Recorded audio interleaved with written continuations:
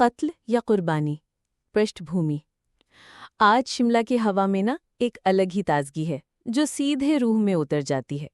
हिमालय के बर्फीले पहाड़ों से लिपट कर आती ये ठंडी ठंडी हवा सिर्फ बदन को नहीं बल्कि अंदर तक छू जाती है।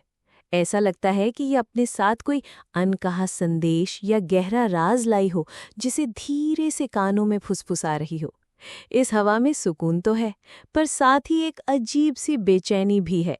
कभी कभी तो लगता है जैसे इसी हवा के झोंकों में मेरे बीते हुए कल की हर हंसी और हर आंसू घुल गए हों, जो आज फिर से मेरे पास लौट आए हैं, कुछ भूली हुई यादें जगाते हुए, कुछ अनकही कहानियों को दोहराते हुए या किसी बड़े बदलाव की आहट देते हुए। आज मौसम का रंग सुनहरा है, पर बादलों के पीछे छिपता उभरता सूरज कुछ ऐसा छिपा रहा है जो पूरी तरह से दिख नहीं रहा। उसकी रोशनी भी आज कुछ फीकी है, जैसे वो खुद किसी पुरानी याद के बोझ तले दबा हो, या शायद किसी ऐसे सच को अपनी आगोश में छुपा रहा हो जिसका अभी सामने आना नियति को भी मंजूर न हो। ऐसा लगता है कि सूरज बस उतना ही प्रकाश बिखेर रहा है जितना मेरी आंखें या शायद मेरा दिल सहन कर पाए। चिड़ियों की चहचहाहट भी आज कुछ अलग है।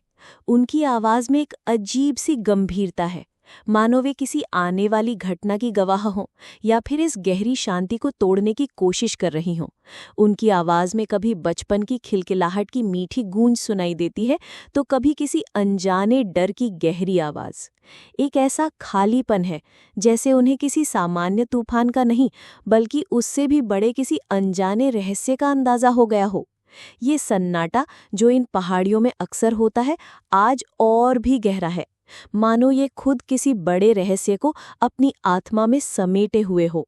ये वही सन्नाटा है जिसने मेरे सबसे अच्छे दिनों की खुशियों को भी अपनी गूंज में समेटा है, और उन रातों की खामोशी को भी, जब मैं अकेले तारों को देखती रही थी। इस शांति में एक हल्का पर साफ कंपन है, जैसे कोई अनकहा सच इसी हवा में घुल गया हो और उसे समझना अब मेरी ही किस्मत हो। और मैं, मेघना, इसे अपनी अंतरात्मा से महसूस कर पा रही हूँ, ठीक वैसे ही जैसे हवा से पता चल जाता है कि तूफान आने वाला है या कोई राज खुलने वाला है।